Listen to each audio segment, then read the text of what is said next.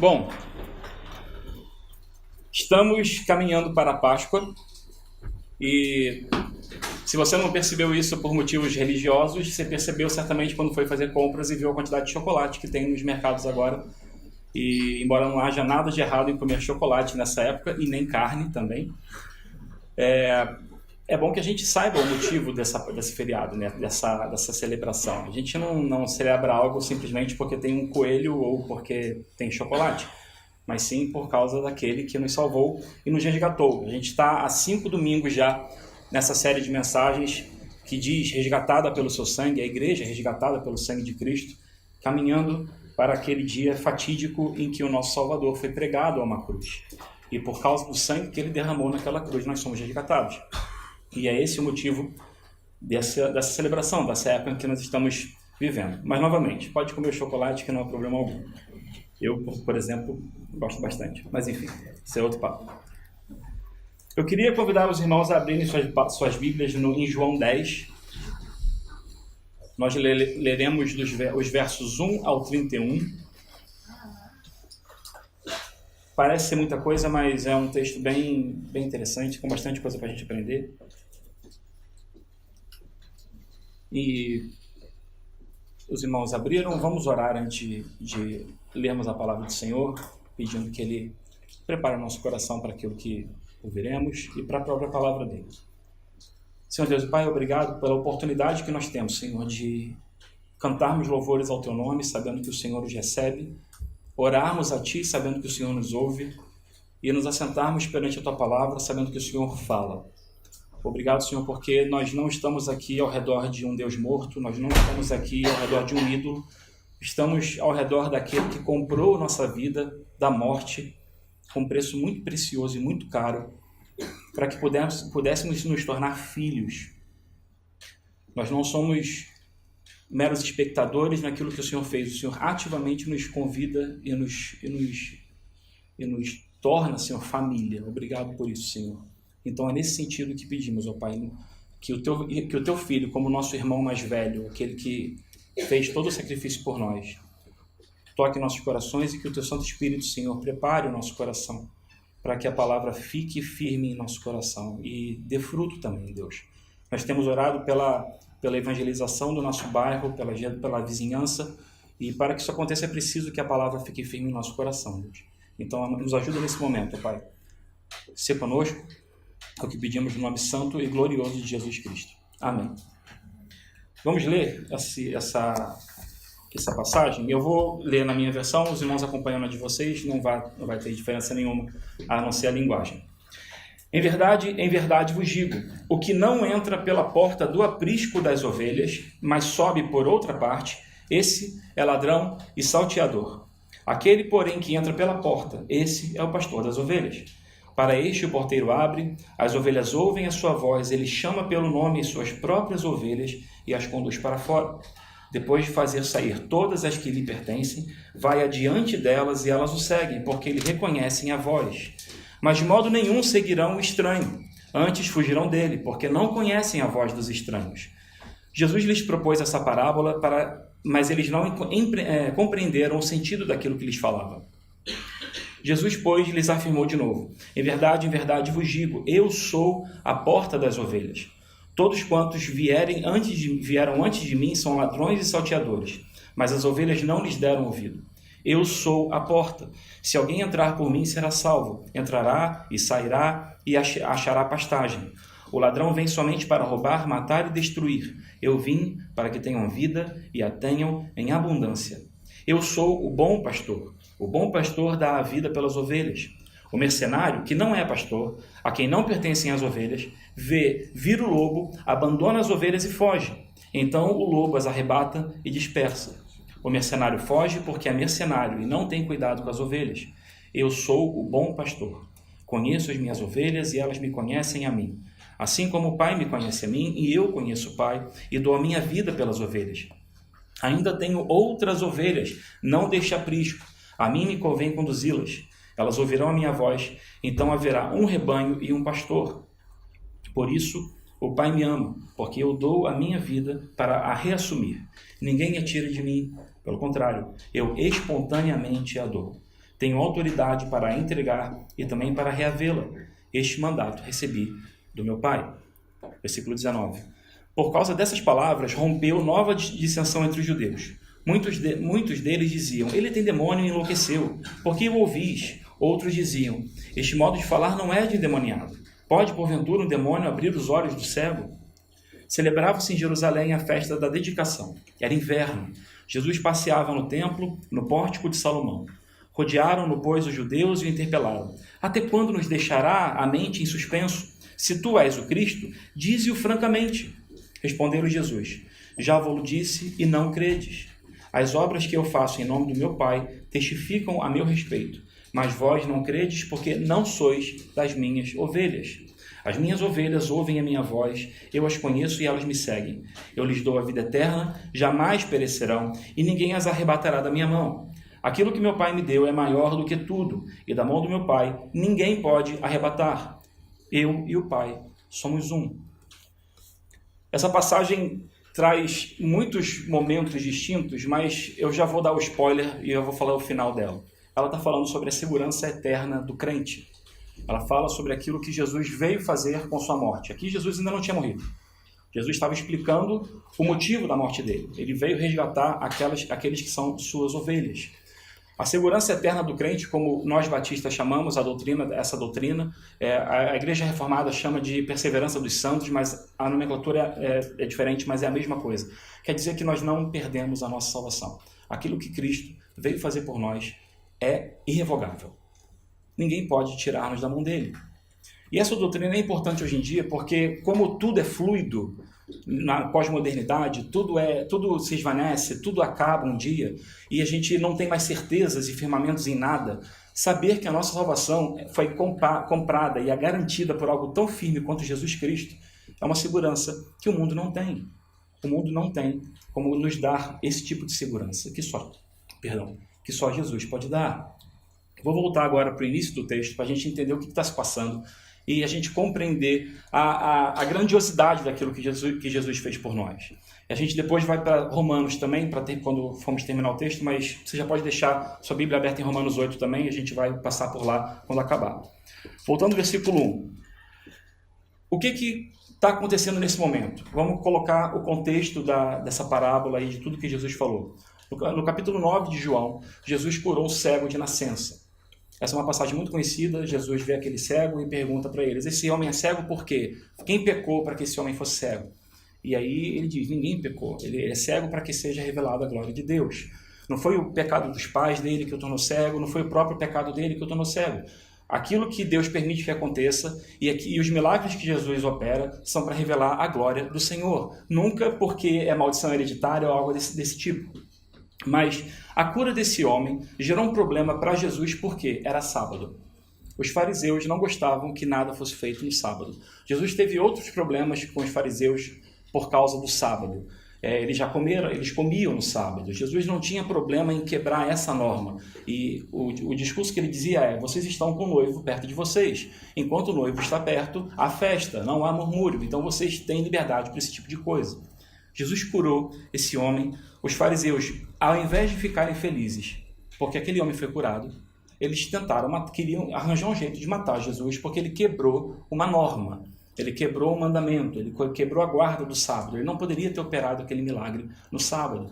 Jesus não está nem aí para isso, porque o interesse de Jesus é que seja revelada a glória de Deus. E foi isso que ele fez ao operar aquele milagre. Então, toda essa discussão que aconteceu no capítulo 9 com os fariseus... Obrigado, eu vou... Só um segundo. Toda essa discussão que aconteceu com os fariseus nos leva ao capítulo 10, e Jesus começa a falar dessa questão do aprisco das ovelhas, enfim, por que ele está falando sobre isso? Os versículos 1 a 6 nos trazem alguns dados e alguns personagens. Nós falamos, por exemplo, que tem o ladrão, nós falamos do pastor das ovelhas, tem o porteiro e tem as próprias ovelhas. Cada um deles tem um significado dentro daquela circunstância, cada um deles tem um significado dentro daquele contexto. A gente precisa lembrar também que o que está escrito na Bíblia foi dito e vivido dentro de um contexto de Oriente Médio, um contexto de primeiro século, um contexto onde isso se encaixava. A gente tem como trazer isso para a nossa realidade, a gente tem como aplicar isso à nossa vida hoje. Mas isso tem um contexto, a gente precisa entender o que estava se passando nesse momento. Então, Jesus discute com os fariseus e ele começa a falar de ladrão, salteador, ovelhas, portas, bom pastor. Por que isso? Vamos lá. Nesses 6 primeiros versículos ele coloca esse contexto. Ele também diz o seguinte, ele diz que ele conhece as ovelhas dele, e as ovelhas que são dele ouvem a voz dele. Isso é interessante também, porque Jesus está falando isso antes de operar a morte dele, antes de cumprir a obra da morte dele. Ele está ainda explicando o que ele veio fazer, mas ele já está dizendo, há aqueles que são minhas ovelhas e aqueles que ouvem minha voz. Isso é antes do sacrifício dele. Ou seja, ele está falando também que há aqueles eleitos, há aqueles que desde a eternidade o Senhor Deus chamou para que fossem dele. E são a esses que Jesus vem. Lembra que no início de João, em João 1, diz que Jesus veio para os seus, mas os seus não o reconheceram, os seus não o receberam. Jesus veio para o povo judeu. Nem todos os judeus o receberam, porque como o próprio Jesus diz aqui também, mais para frente, ele diz, vocês não são das minhas ovelhas. Ele de novo vai discutir com os fariseus e vai falar, vocês não são minhas ovelhas, por isso que vocês não entenderam. Ou seja, Jesus garante a salvação para aqueles que o Pai de antemão entregou para Cristo. Por que a gente fala sobre isso? A gente fala sobre isso porque a nossa salvação não é mero acaso. Aquilo que nós temos, aquilo que nós recebemos, não é obra do acaso. Tudo isso foi escrito por Deus desde a eternidade de uma forma tão bonita, mas tão bonita, que nos leva a adorá-lo, que nos leva a ver a glória dele na salvação, a tudo aquilo que ele opera com sabedoria, ele opera com soberania para a própria glória dele. Então, se estamos aqui hoje ouvindo essas palavras, entendendo o que está sendo dito, entendendo a obra que Jesus operou, entendendo tudo isso, é porque Deus nos chamou, ele nos amou antes de nós nascermos, ele viu a nossa formação no ventre da nossa mãe, como nós lemos em Salmos. E ele comprou-nos com um preço tão caro, mas tão caro, que nós não temos como pagar isso de volta a ele. A gente não tem como devolver para Deus aquilo que ele operou por nós. A gente não tem como devolver para Cristo aquilo que ele fez por nós. É impossível. É impossível ao homem resolver isso. E aqui Jesus está dizendo, nesses primeiros 6 versículos do capítulo de João 10, em meio à explicação de quem são essas pessoas, quem são esses personagens que ele está colocando aqui no texto, ele está dizendo que as ovelhas dele, aqueles que são verdadeiramente dele, ouvem a voz dele. Elas não são enganadas. Aqueles que pertencem a Cristo não são enganados. Eles não são levados por qualquer vento de doutrina. Eles ouvem a voz do seu Senhor, reconhecem essa voz, porque a voz que os chama é uma voz que não se confunde. Não se confunde em meio a tantas vozes que nós ouvimos ao longo da nossa vida.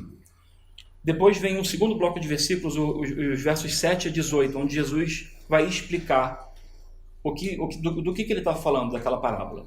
E aqui ele começa dizendo que ele é a porta das ovelhas. A gente, quando ouve Jesus falar que ele é a porta das ovelhas, a gente vai lembrar de João 14, onde Jesus diz que ele é o caminho. Ou seja, Jesus é a porta, Jesus é o caminho para quê? Para Deus. Não há como termos acesso a Deus e ao seu reino se não for por Jesus. Não há como termos liberdade para falarmos com o Senhor, para vivermos com o Senhor, para nos comunicarmos com Deus, se não for através de Jesus. Ele é a porta pela qual as ovelhas entram e saem. Esse entra e sai, na verdade, quer dizer que elas habitam naquele lugar. Nós habitamos em Cristo. Cristo é a nossa morada, nós vivemos nele, nós nos abrigamos nele. Como uma figura que a Bíblia também usa, a galinha que cobre os seus pintinhos com as asas. É isso que Cristo faz por nós. A gente acabou de ler, agora há pouco aqui, a oração que Cristo fez antes de ir para a crucificação. E ele diz, eu oro para que o Senhor os proteja do mal. Não os tire do mundo, mas que os livre do mal. Ele diz que aqueles que o Senhor me deu, nenhum se perdeu, a não ser o filho da perdição. Tudo isso que Jesus está falando e está dizendo você, o Senhor, meu Pai, Deus, me deu e eu não perdi. Jesus não perdeu nenhum daqueles que o Pai lhe deu. E ainda hoje o Pai dá a Cristo aqueles que são seus. Ainda hoje vemos ovelhas voltando ao aprisco do Senhor. Ainda hoje vemos ovelhas que eram perdidas e são achadas. Essa história não muda. Até a vinda de Cristo haverá aqueles que vão ouvir a voz do Senhor, que vão ouvir a voz do bom pastor e virão atrás dele. Então, no primeiro momento ele diz, eu sou a porta. Em João, nós temos 7 afirmações de Cristo dizendo que ele é alguma coisa. Essa é a segunda delas. Eu sou a porta. Aquele que entra por mim e sai, entrará a pasto, encontra alimento e segurança. O que Cristo fez por nós é garantir que nós estejamos bem. E esse bem, como ele mesmo orou no jardim, não é para que nós saiamos do mundo, mas que nos livre do mal. A gente não vai deixar de passar por necessidades, a gente não deixa de passar as dificuldades que qualquer pessoa no mundo passa. Mas a garantia que ele nos dá de estar conosco deveria ser suficiente para encontrarmos alívio em meio às dificuldades, porque ele não nos abandona. Aquele que vem ao Senhor, ele não abre mão, o Senhor não abre mão de nós. Se ele não abre mão, ele está conosco. A presença dele é constante em nossas vidas. E é fácil a gente se esquecer disso. Mesmo nós vivendo num país onde há segurança, onde há qualidade de vida, eu digo isso até do Brasil também, embora haja perigos, lá também, a gente também tem muita liberdade de adorar o Senhor. A gente não vai ter ninguém da polícia secreta de alguma outra religião entrando aqui e matando todo mundo porque nós estamos adorando a Deus. Isso acontece em alguns lugares do mundo. Mas ninguém vai fazer isso aqui. E ninguém vai fazer isso no Brasil também, e ninguém vai fazer em muitos outros países do mundo. Mas isso não impede, ou isso não faz com que nós estejamos fora do mundo. Se nós estivéssemos fora do mundo, nós não padeceríamos aquilo que o mundo coloca em nossas vidas. Desemprego, falta de dinheiro, morte, sofrimento, pessoas que brigam conosco, amizades que se desfazem. Tudo isso, nós estamos suscetíveis a tudo isso. Tudo pode acontecer com qualquer um de nós. A presença de Cristo em nossa vida deveria ser o suficiente para garantir que a gente consegue passar por isso. Porque Cristo está do nosso lado. A gente não anda sozinho. O cristão não anda sozinho. Nenhum de nós anda sozinho. Além de termos uma família que foi nos dada no momento em que Cristo nos compra com seu sangue, nós temos Jesus em nossa vida diariamente. Ele é alguém que nos ouve e nos acompanha. Ele não está imóvel, ele não está morto. Ele ressuscitou, ele vive e ele quer esse relacionamento conosco. E continuando, ele diz que além de ser a porta, ele diz que o ladrão vem somente para roubar, matar e destruir. Eu vim para que tenham a vida e a tenham em abundância. Jesus não veio, como eu acabei de falar, ele não veio para que a gente simplesmente agora eu estou salvo e vou para o céu. A salvação que ele nos dá é para a eternidade, mas é também para essa vida. É para desfrutarmos daquilo que ele nos dá como coisas boas nessa vida. E também para que nós entendamos que mesmo com as coisas ruins, nós podemos ver o lado bom das coisas, porque Cristo nos garante isso. Essa vida em abundância não é uma vida sem doença ou sem qualquer problema, mas é a plenitude de saber que a minha vida aqui não é em vão, a nossa vida não é em vão. A gente não está aqui à toa, a gente não está aqui simplesmente esperando completarmos os nossos anos nessa terra para que depois vivamos a eternidade. A gente está aqui para cumprir uma missão. A gente está aqui para cumprir algo que Cristo determina para nós. Nenhum cristão foi chamado para esquentar banco. A gente lá no Brasil usa essa expressão. Ninguém aqui foi chamado para esquentar a cadeira, para que outro sente depois. A gente é chamado para trabalhar. A gente é chamado a cuidar da seara do nosso Senhor. Versículo 11. Eu sou o bom pastor. E aqui é a primeira vez que Jesus vai dizer que ele vai entregar a vida pelas suas ovelhas. Ele vai morrer pelas suas ovelhas. Ele faz isso porque ele quer. Não porque foi mandado por Deus, mas ele quis fazer isso. Ele estava nos planos do Pai e ele concordou com os planos do Pai.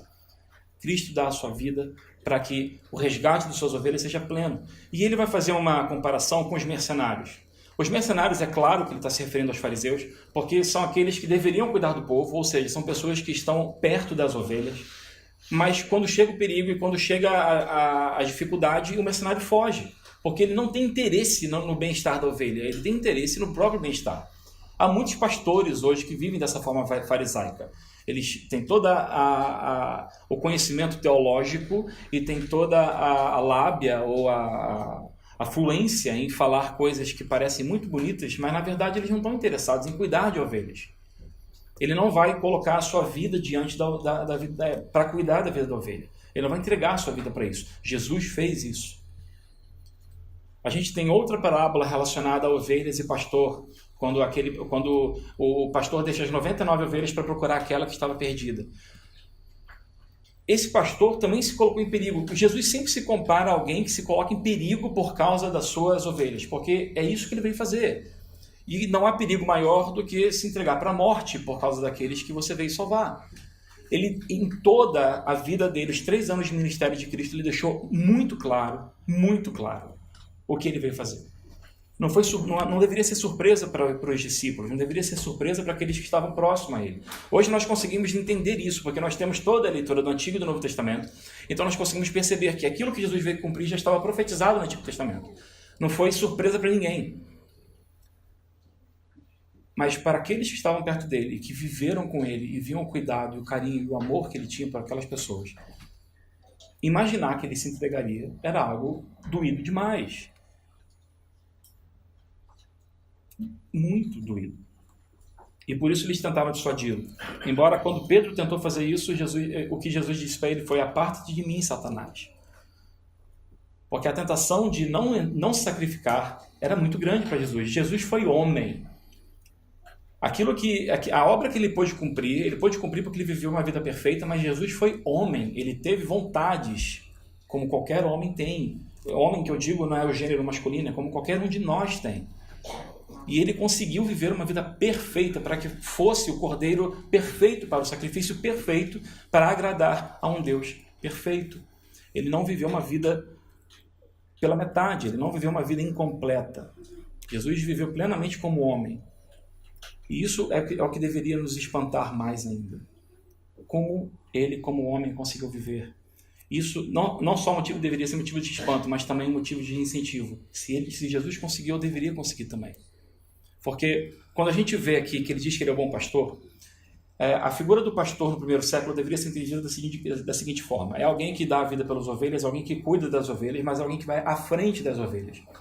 Quando a gente tem a imagem de alguém cuidando de ovelhas hoje em dia, e viajando pelo interior do país, eu já vi isso. A gente consegue ver isso. E no Brasil também a gente consegue ver, mas usam-se cachorros, apitos, gritos, diversas coisas recursos para poder fazer com que as ovelhas sigam um determinado caminho. O pastor daquela época usava somente a sua voz e o seu cajado. Ele não tinha outros recursos. Ele não ia tocando as ovelhas por trás, ele ia à frente das ovelhas, ele guiava as ovelhas pelo seu caminhar também. O princípio do discipulado cristão é justamente essa, é ir atrás, é seguir, imitar alguém que vai à nossa frente. Se Jesus viveu de determinada forma, nós também podemos. Jesus disse: obras ainda maiores que as minhas vocês farão, por causa do meu Espírito que eu vou entregar. Então, isso deveria ser um grande incentivo para nós. A gente tem um Cristo, um Messias, um Salvador, que viveu uma vida perfeita como homem, para satisfazer um sacrifício que só poderia ser perfeito para um Deus perfeito. Se Jesus viveu essa vida perfeita como homem, e se ele é um exemplo para nós, como o nosso irmão mais velho, porque se ele morreu para nos tornarmos filhos de Deus, e ele é o Filho de Deus, nós somos cordeiros com Cristo de tudo aquilo que Deus tem para nos dar, então nós também podemos saber que há como viver essa vida. Há como viver essa vida. Através da ação do Espírito, da leitura da palavra, da oração e de comunhão com o Pai. Eu digo isso sabendo que eu também preciso disso. Todos nós precisamos.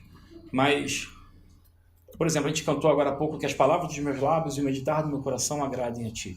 Eu não tenho dúvida que se nós parássemos para pensar em como nós vivemos dia após dia, a gente não teria como cantar essa música, porque a gente sabe que muito do que a gente pensa e fala não agrada ao Senhor. Cantar louvores ao Senhor não deve ser simplesmente um ato de mera repetição de palavras aqui, como a gente estivesse num show. É um ato espiritual de força. Louvar o Senhor é um ato espiritual de força, de luta interna. É uma batalha espiritual o louvor ao Senhor, porque nós cantamos coisas que sabemos que não vivemos, mas cantamos sabendo que queremos viver aquilo. E precisamos viver aquilo. Não faça pouco caso do louvor ao Senhor.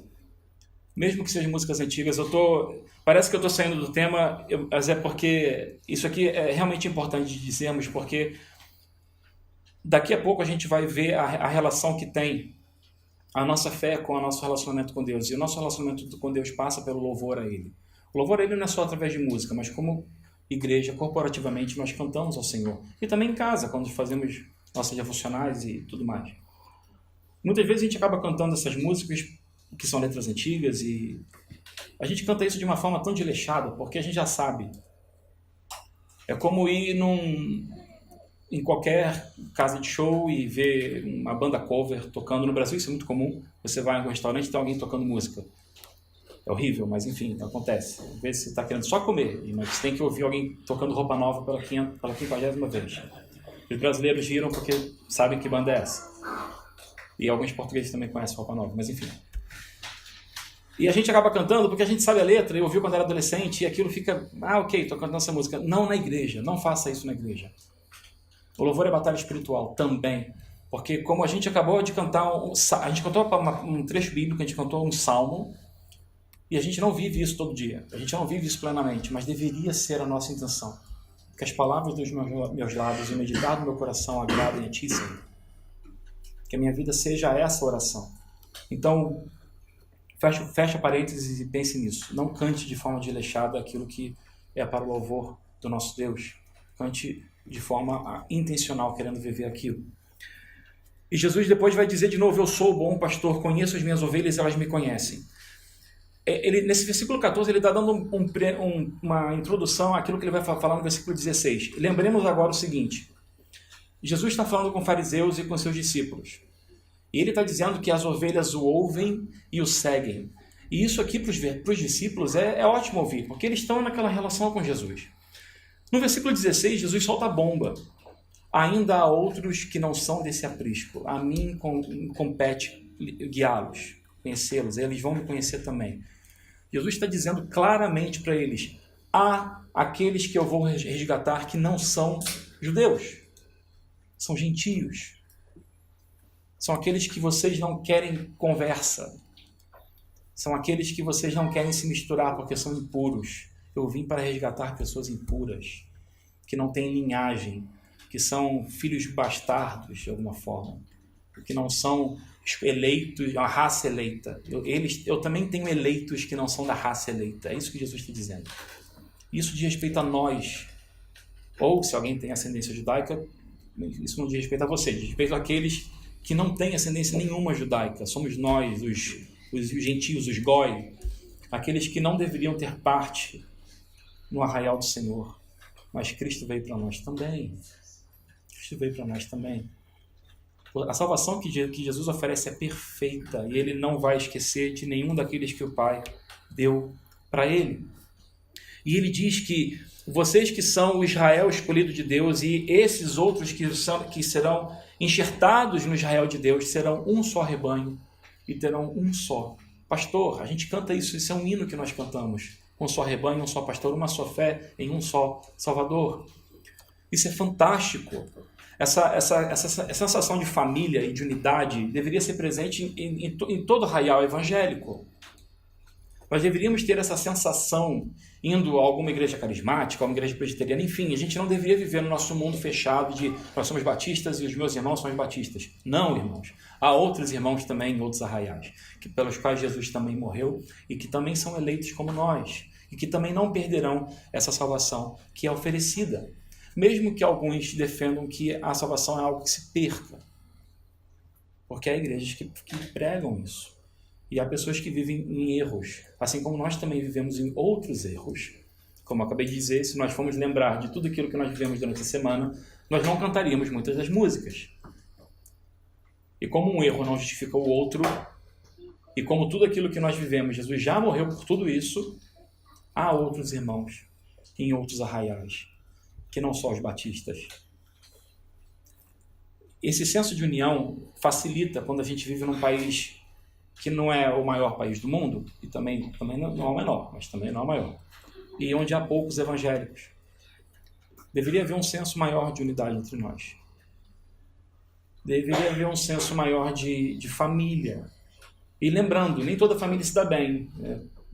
Há irmãos que não se dão muito bem, há filhos e pais que não se dão muito bem, primos que não se falam, mas não deixam de ser família. Jesus veio fazer um só rebanho, um só pastor. Não serão vários pastores, ele vai colocar em cada um rebanho. É um só rebanho e um só pastor. Nós fazemos parte desse rebanho. Versículo 17 e 18. 17. Por isso o Pai me ama, porque eu dou a minha vida para reassumir. Ninguém a tira de mim, pelo contrário, eu espontaneamente a dou. Tenho autoridade para entregar e também para reavê-la. Esse mandato é recebido do meu Pai. É interessante, eu espero não chocar ninguém, eu acho que não vou chocar ninguém. Há uma frase muito comum em algumas correntes ideológicas no Brasil que diz: meu corpo, minhas regras. Aqui também, certamente, alguns grupos podem dizer isso, mas eu creio que através dessa passagem nós podemos dizer que Jesus foi o único que poderia dizer isso plenamente: meu corpo, minhas regras. Porque ele diz que eu posso entregar a minha vida, ninguém pode fazer isso por mim e ninguém me obriga. Eu faço porque quero. E a regra é dele também: eu vou tomar a minha vida de volta. É o corpo de Cristo, a regra de Cristo. O que ele fez sabendo que ele tinha pleno poder para fazer. Ele tinha pleno poder para reaver a vida dele de volta. Ele sabia que na morte dele, a morte seria vencida. Não foi acaso, não foi um plano B, não foi uma jogada de final de jogo, não foi nada disso. Tudo estava planejado desde a eternidade. Não duvide disso.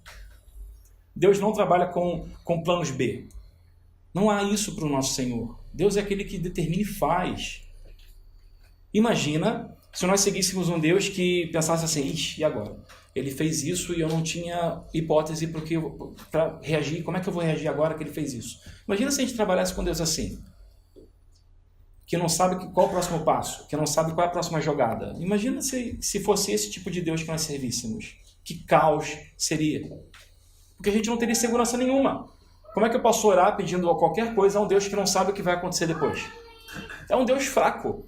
Como quem viu aqui os Vingadores, o primeiro filme tem aquela hora que o Hulk pega o Loki e dá uma surra no Loki. E ele diz depois: Deus fraco. A gente não segue um Deus fraco. A gente segue o Deus Todo-Poderoso, Deus de Israel, o nosso Senhor. Ele tem tudo determinado. Tudo determinado. Porque nada foge ao seu olhar. Nada foge ao poder de suas mãos. Nada, nada. Então, se Cristo diz que ninguém tira a vida dele e ele dá de bom grado, é porque ele certamente sabe o que ia acontecer depois que ele morresse. Embora os conflitos dele como homem o fizessem orar. Uma oração dura, a qual ele sangrou de tanto orar. O seu suor saía com sangue. De tão intenso era aquele momento em que ele orou, pedindo: Senhor, afasta de mim esse cálice. Mas que seja feita a tua vontade e não a minha. Tamanha intensidade com a qual Jesus pediu isso a Deus, sabendo que ele veio para fazer aquilo.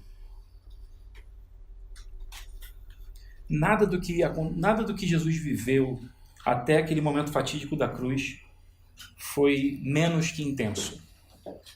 Jesus amou intensamente suas ovelhas, Jesus amou intensamente a palavra do seu Pai, Jesus amou intensamente seus discípulos, Jesus irou-se intensamente com os vendilhões no templo. Tudo com Jesus é intenso, porque não pode ser feito de outra forma, porque alguém que é detentor de toda a glória age como detentor de toda a glória.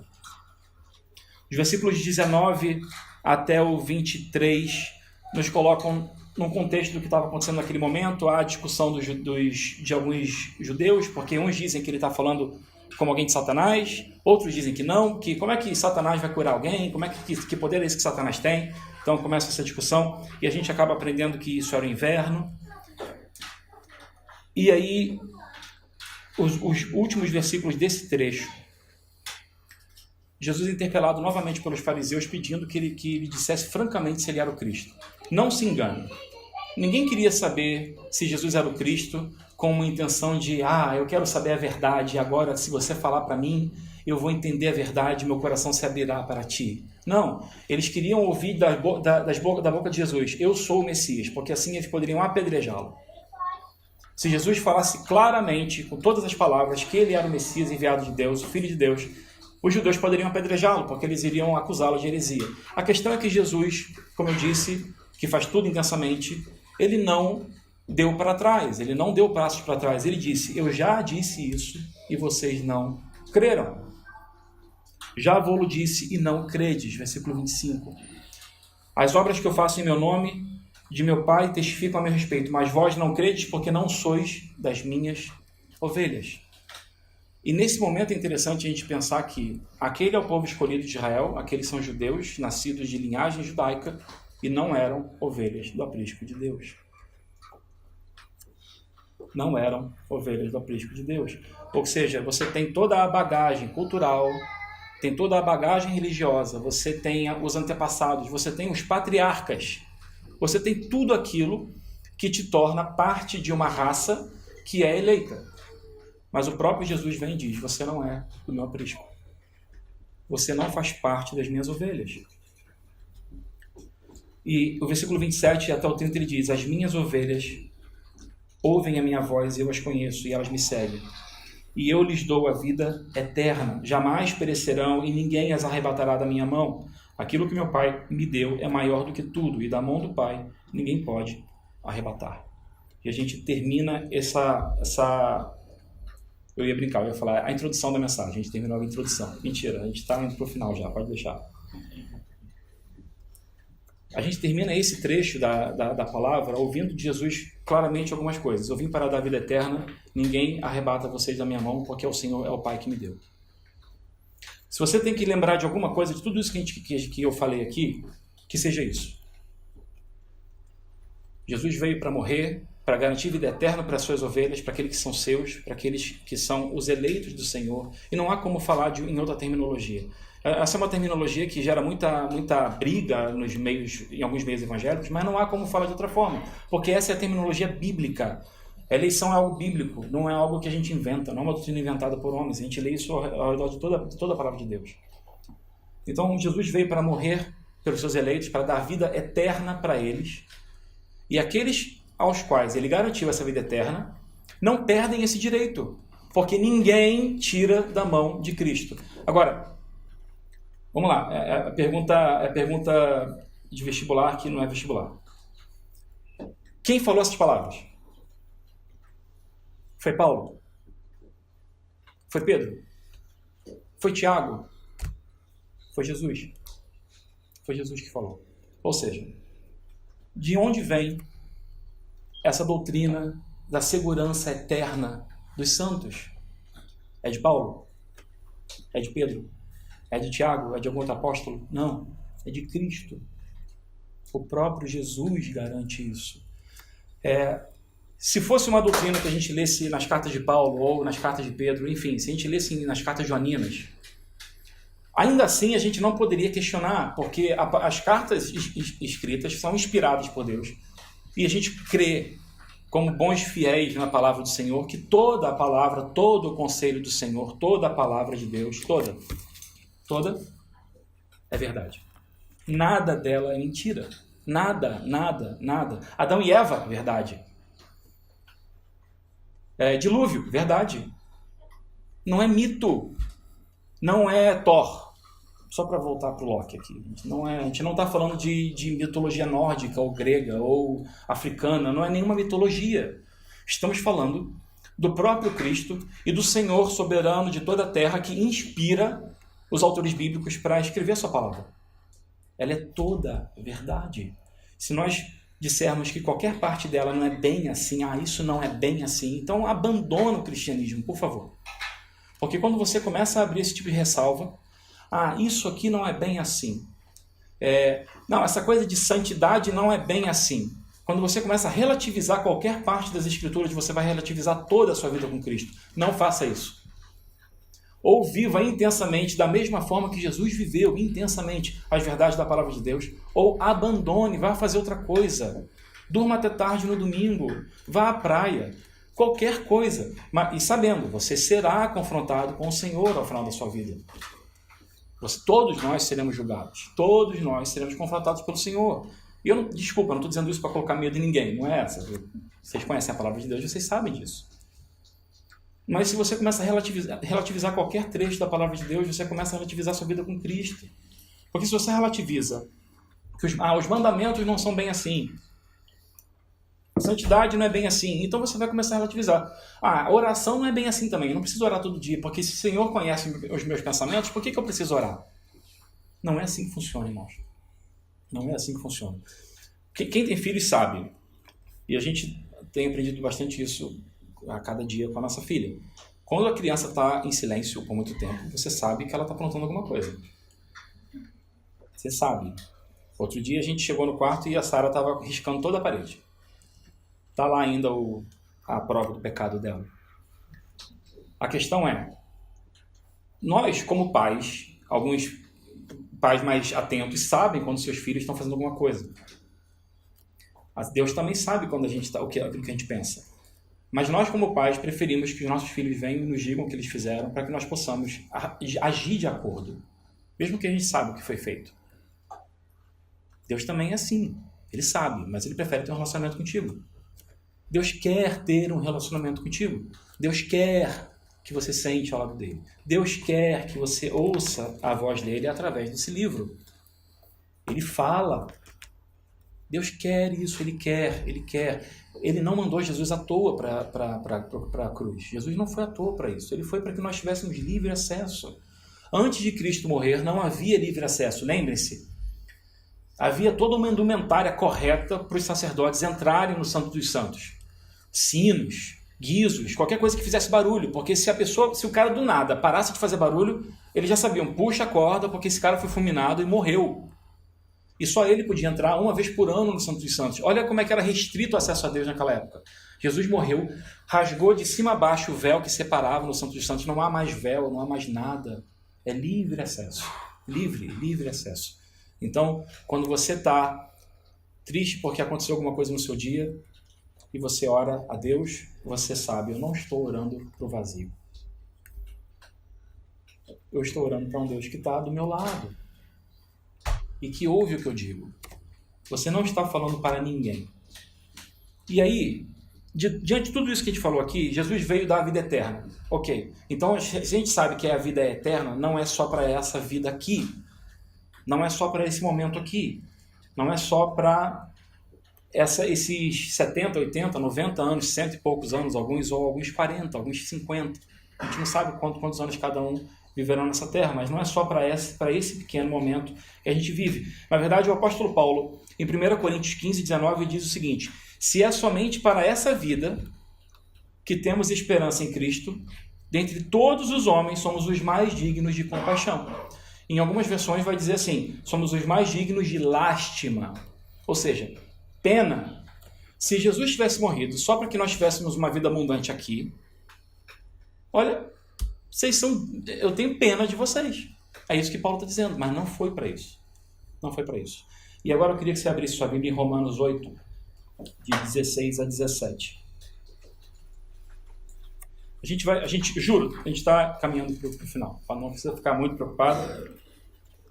Eu também tenho fome e, enfim, a gente não vai ficar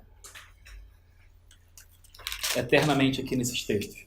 Romanos 8, 16 e 17 diz o seguinte: o próprio Espírito testifica com o nosso Espírito que somos filhos de Deus. Ora, se somos filhos, somos também herdeiros de Deus e co-herdeiros com Cristo. Se com Ele sofremos, também com Ele seremos glorificados. O que eu quero dizer com isso? Tá, a gente tem a vida eterna, Jesus morreu por nós. Ok, como é que eu sei disso? Como é que eu posso saber disso? Você sabe disso porque o Espírito te dá essa certeza. Você sabe disso porque o Espírito do próprio Deus, ele fala no seu coração e ele te comunica. Você é filho do Senhor. A gente vai ter dúvida em alguns momentos da nossa vida, porque está tudo dando tão errado, ou eu tô tão mal da minha cabeça que será que Deus me ama de verdade? É comum isso. E Calvino diz o seguinte: essa certeza que o Espírito nos dá só pode ser espiritual, porque se fosse algo da nossa mente, se fosse algo do nosso próprio intelecto, o nosso intelecto não tem, por si só, capacidade de chegar à conclusão de que nós somos filhos de Deus. E por isso é necessário que seja algo espiritual, é algo maior, é algo transcendente, é algo que nós não explicamos simplesmente com a nossa vida física. Não há como, porque a gente não tem como raciocinar isso. Eu sou filho de um Deus eterno. Nossa mente não processa esse dado. Não tem como. A grandeza de Deus é, bom, enfim, grande demais, é uma redundância, peço desculpas por isso.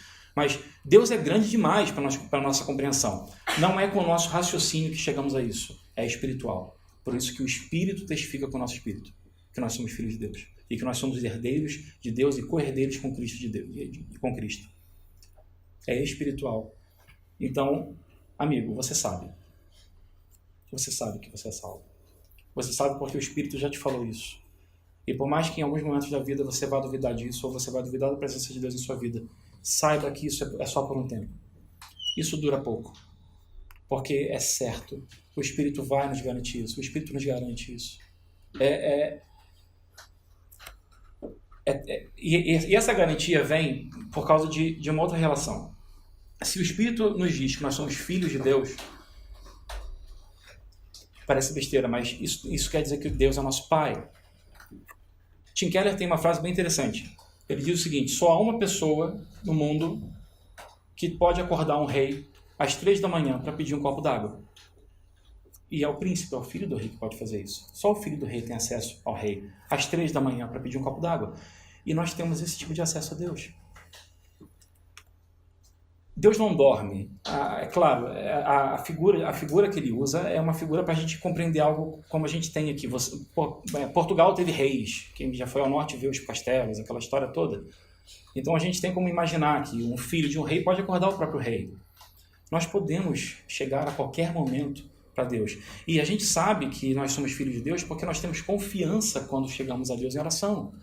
Nós não chegamos a Deus achando que oramos para nada. A gente sempre ora a Deus sabendo que Ele ouve, crendo que Ele ouve e esperando que Ele atenda. A gente não ora à toa, senão a gente ficaria, Senhor, então é isso aí, valeu. Esse é meu dia, essa é a minha oração. Porque a gente, ok, não sei se Ele está ouvindo, então também não sei se eu vou orar. Não, Ele ouve. E o que garante que a gente tem essa confiança é que o Espírito nos comunica isso. O Espírito nos comunica, Deus ouve você. Deus ouve a sua oração. O Espírito nos diz isso. E por isso nós temos confiança. Eu vou orar ao Senhor, porque eu confio nele. E eu sei que Ele vai atender a minha oração. Perceba. Quando um filho pede algo para o pai, e a Bíblia diz essa relação, se vocês que são homens sabem dar coisas boas aos seus filhos, quanto mais Deus vos dará aquilo que pedires. Mas nós, como pais, quando nosso filho pede alguma coisa, a gente nem sempre dá o que ele quer. Porque a gente não vai mimar a criança. A gente, às vezes, dá o que ele quer, às vezes a gente dá outra coisa, às vezes a gente não dá nada. E a gente conforta ele dizendo, olha, eu não vou te dar isso agora, porque, enfim, eu não vou te dar chocolate agora, faltando meia hora para o almoço, porque você vai almoçar. Eu posso dar depois. A gente tem que estar preparado para ouvir esse tipo de coisa de Deus. Não em relação ao chocolate. Chocolate, pode, como eu falei, pode comer na época da Páscoa, não tem problema nenhum. Mas em relação às coisas da vida, não necessariamente Deus vai atender aquilo que a gente pede naquele momento. Porque Ele é um bom pai. O bom pai sabe o momento de dar as coisas para os filhos. E ele sabe o que dá. Ele sabe que ele não pode dar qualquer coisa para o seu filho. Porque se ele der qualquer coisa para o seu filho, o filho pode entender aquilo como uma mensagem errada. Deus não é esse tipo de pai. Deus não é um pai ausente. Deus não é um pai que só colocou o filho no mundo e foi comprar cigarros e nunca voltou.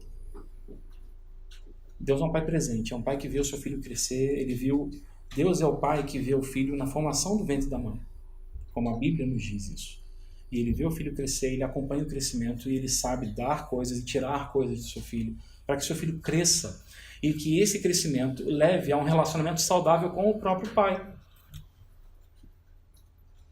E por que nós temos esse relacionamento saudável? Por que nós confiamos? Porque o Espírito nos testificou isso antes. O Espírito testificou que nós somos filhos de Deus. Irmãos, o que nós vemos aqui? Nós vemos que Jesus veio morrer. Ele veio para dar vida eterna. Ele veio para dar uma vida abundante. Ele veio para entregar a sua vida e ele veio também para dizer que ninguém a toma dele. Que ele próprio dá e ele vai resgatar, reavê-la. Ele também veio para dizer que aqueles por quem ele deu a vida, ele não larga. Ele não solta, ele não deixa ir. E, novamente, é uma lástima que muitas igrejas não tenham uma plena compreensão dessa doutrina. Porque, como eu disse, quem disse essa doutrina, quem estabeleceu o fundamento da doutrina foi o próprio Jesus. Mas eu queria terminar Eu já convido a equipe de louvor para vir à frente, porque a gente vai cantar agora o hino Que Segurança Sou de Jesus. Tem nada mais perfeito encerrar um culto cantando isso, depois de ouvirmos toda essa verdade. Mas se Jesus disse que ninguém vai... Pode vir, gente, pode vir mesmo, a equipe de louvor, pode vir. Se Jesus disse que ele não vai abrir mão de ninguém, eu queria ler como é que Paulo coloca essa questão. Lembrando, a doutrina foi estabelecida por Jesus, mas Paulo colocou a doutrina de uma forma tão bonita, que está lá em Romanos 8, 31 em diante. Eu vou ler, você pode só ouvir, se quiser, ou acompanhar a sua palavra na sua Bíblia. Que diremos, pois, à vista dessas coisas? Se Deus é por nós, quem será contra nós? Aquele que não poupou o seu próprio filho antes, por todos nós o entregou, porventura não nos dará graciosamente com ele todas as coisas? Quem intentará acusação contra os eleitos de Deus? É Deus quem os justifica. Quem os condenará? É Cristo Jesus quem morreu, ou antes, quem ressuscitou, o qual está à direita de Deus e também intercede por nós. Quem nos separará do amor de Cristo? Será tribulação, ou angústia, ou perseguição, ou fome, ou nudez, ou perigo, ou espada? Como está escrito, por amor de ti, somos entregues à morte o dia todo. Fomos considerados como ovelhas para o matador. Em todas essas coisas, somos mais que vencedores por meio daquele que nos amou. Porque eu estou bem certo de que nem a morte, nem a vida, nem os anjos, nem os principados, nem as coisas do presente, nem do porvir, nem os poderes, nem a altura, nem profundidade, nem qualquer outra criatura poderá separar-nos do amor de Deus que está em Cristo Jesus. Saia daqui com essa certeza. Você nunca vai perder aquilo pelo que Jesus morreu. Se nós pudéssemos perder aquilo pelo que Jesus morreu, Jesus não seria digno do nosso louvor. Se nós pudéssemos perder a salvação, Jesus não seria digno do nosso louvor. Não compre esse dito. Você não perde a sua salvação. Você não tem como perder aquilo que Jesus já pagou. Porque você não tem como comprar isso de volta. Você não pode fazer nada para obter isso. Que segurança! Somos Jesus. Amém.